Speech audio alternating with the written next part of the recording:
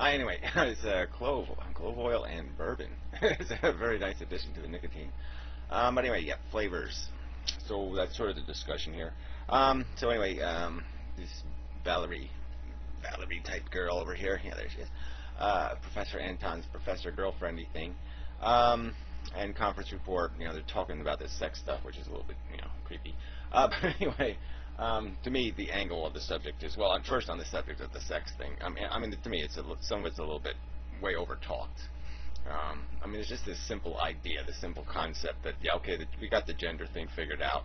It doesn't have too much to do with intelligence and communicating as human beings. And so when we're doing that thing, when we're doing living our human life thing, anybody who's paying attention to these gender roles and this kind of stuff and discriminating and doing all that kind of, fuck that shit. All right? Humans are human, and they should have a certain right to a human dignity, and period. And so that takes care of all of that crap, in my opinion, as a principle. Now, what gets you off as an individual, yeah, that's where everything goes. There's all kinds of room for all kinds of different flavors. People like they have a different taste. And that's the thing I want to get to eventually in this conversation, is that sort of what screws up even parts of philosophy, is that, people are coming at it from such different perspectives.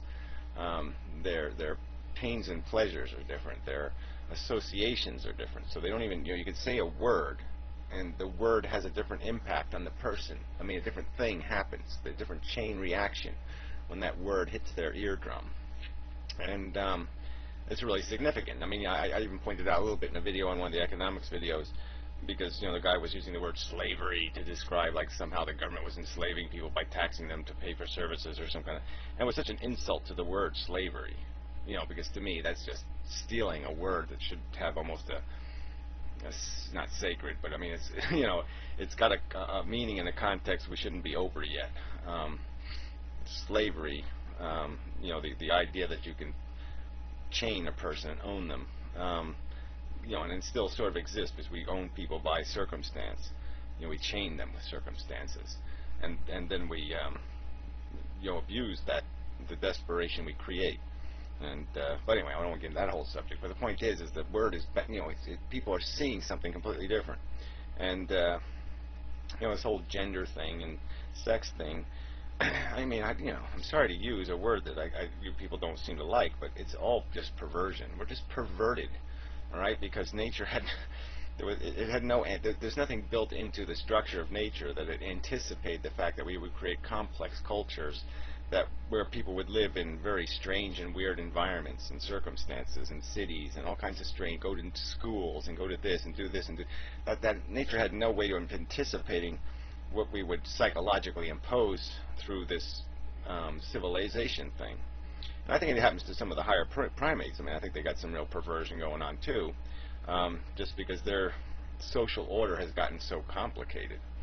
And that's the liability, but it is just perversion. There is a basic normative functionality, a cliche male and a cliche female, and their roles aren't completely irrelevant to that natural history and what has worked through time in terms of a structure. But there's nothing, like I said, we're smart enough to know that that's all bullshit. We don't have to live out any of that crap. There's no right or wrong here in terms of the real point is to get the most you can out of your sexuality, your capacity to love or to desire, and but that's where it gets, because it does tie into this thing we're calling emotions and dependencies and our role playing and where we feel most comfortable, and it's really hard. There's no way of there's a definition, like I said, of what the cliche, not even cliche, but it's normal. There's no other word for it. It's perhaps by numbers becoming abnormal to be normal, but there's what we're functionally built to do. What's optimized, what the physiology is optimized, how it's optimized to perform, what the optimum performance is.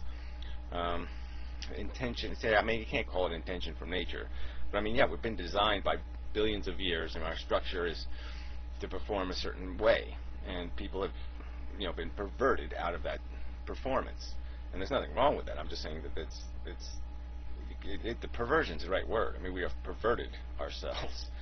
So anyway, basically, it's like you have the extremes of somebody who, it's like I'm not a real, social human person, and other people be completely dependent on that sociality.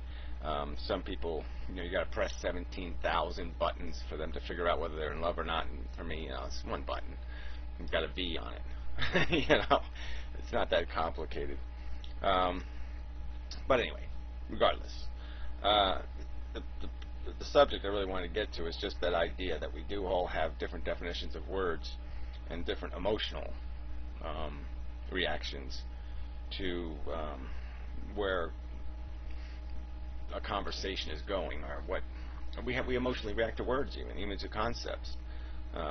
Somebody could say 1 million dead humans, and one person that's like, oh my God, 1 million dead, and another person like, oh yeah, well, so what? We've killed millions and millions die every day. Who cares? Blah blah. It's just completely different reactions to the world we're living in, and to the conversation. And I guess that's what I wanted to get to, is that in the end, it's gonna make it troublesome to have the conversation, because we don't have a sanitized, sterile language. The language is part of Fred's poetry. I guess that's what I wanted to get to. Was Fred did a few videos on poetry, and then he did this kind of weird sex video stuff. I don't mean weird, perverted. I just mean weird in the sense that it just illustrates the point, I guess, very well for me. At the end of his last video, he played music that really meant something to him. Really was important in his maturation. And it's like, yeah, to me, it was like a pile of shit.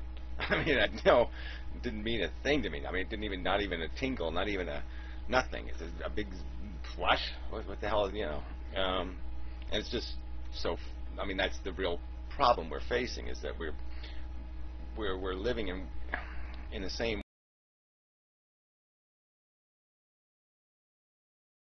world, and we have such different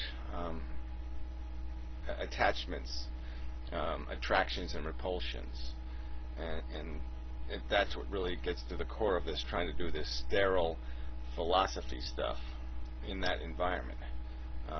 But that's my argument, is that there is the truth, and there is a way.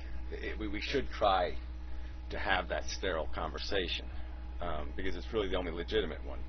Because there really is no arguing about, the value of a song. That gets a little silly, or even and what that represents. I mean, whether that represents some way of feeling connected, or less isolated, or whether you feel alienated or attached to a society or a culture, or all that crap. And all that crap is just that. It's crap as philosophy. It just breaks it. I mean, if we're going to allow ourselves to have emotional reactions, well, that's inevitable. So that's the wrong way to put it. We can't allow, though, our emotional reactions to be descriptive of anything. They just have to be something we accept in us. We can accept that there's a certain qualitative meaning to it, but we can't use the emotional reaction as a part of the philosophy. It has to be something the philosophy acknowledges, but not something the philosophy allows the philosophying to be built out of. We could say, for instance, that poetry is important to human beings because human beings need to feel connected, or need to feel, need something to inspire them, or need something to energize them or motivate them. They need to see beauty. They need to be torn by beauty. They need these different things as motivational aspects of their existence, and we get to say that as a truth. But as soon as we start saying that, the tree grows in the forest and blah blah blah, as soon as we start saying that mystical picture, or that little thing that you react to in some emotional way, has any real value, then we're in trouble. Then the philosophy is going to break down, because that value only exists as a projection of yours. It only exists because you believe it, because you feel it. And I'd argue that that's what gets in the way of this whole discussion, because desire, which really is the motivating force for human beings, is just made out of projections. I mean, there's no rational reason for so much of what we do. And that's why so much of what we do is so fucking irrational, especially as a society. Because we're trying to take our subjective feelings, and it's not even we're trying to, but we're allowing them to pervert our politics, pervert what can be defined as a truth, a real truth, and so then we don't fix problems in any kind of rational way. We do all kinds of we make all kinds of irrational investments in nonsense because it's emotionally comforting, and that's, you know, subjectively for one individual human. I will vote based on what I feel, and that's just stupid. We have to vote on what our best guess is. The truth is best represented by, or is best for something bigger than ourselves. Something than that is something more credible than what I feel. I mean, it has to be some kind of thought, some sort of logic, not just some sort of feeling, and not some sort of self-interest, and not, you know, all that crap is just not going to work. Yeah, something like that anyway. That's enough video, I think. Yep.